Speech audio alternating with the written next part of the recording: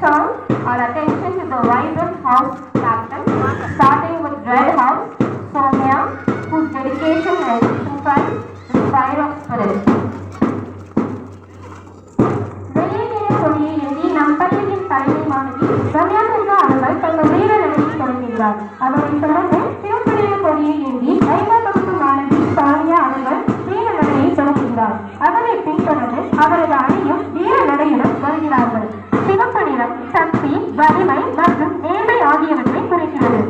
Moving on to the green house, we have the charismatic, witty model leading with enthusiasm and a deep sense of belonging.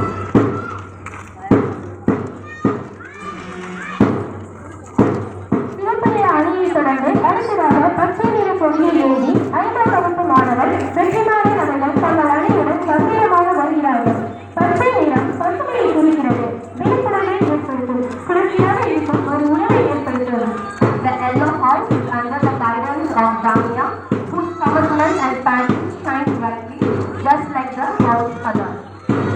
அடுத்ததாக நம் பாதையில் மஞ்சள் நிற கொடியை ஏந்தி 5ஆம் வகுப்பு மாணவி தானியசக்தி அவர்கள் தங்கள் அணியுடன் நம்மும் வருகிறார்கள்.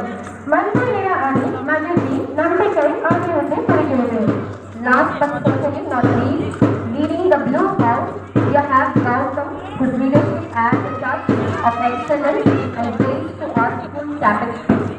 மஞ்சள் நிற அணியை தொடர்ந்து நீல நிற கொடியை ஏந்தி நம் 5ஆம் வகுப்பு மாணவர் கௌதம் அவர்கள் தங்கள் அணியோடு வீர நடையுடன் வருகிறார்கள். இந்த நீல நிறம் ஞானத்தை குறிக்கிறது. As we prepare to witness the march past, let us remember that each step is testament to the unity and strength that signifies Mahatma's hope. 4 அணிகளும் நம் முன்னே வீர நடையுடன் அணிவகுத்து செல்கிறார்கள். எறும்புகளின் அணிவகுப்பு உணவை உறைவிடத்தை நோக்கியே நகர்ந்து செல்லும். மனிதர்கள் கண்டுவிட்டால் கலைந்துவிடும். ஆனால் மீண்டும் விட்டையிடம் தொடர்ந்து செல்லும். இதுவும் அழகிய அணிவகுப்பே. ஆனால் நம் மாணவர்கள் அணிவகுப்பு ஆய்ந்தறியும் மரியாதையை உலகறிய உச்சகட்ட வரவேற்பு அணிவகுப்பாகும். நம் பள்ளியின் 4 படையும் இங்கு சீருடையில் சிறப்பு நடை போடுகிறார்கள்.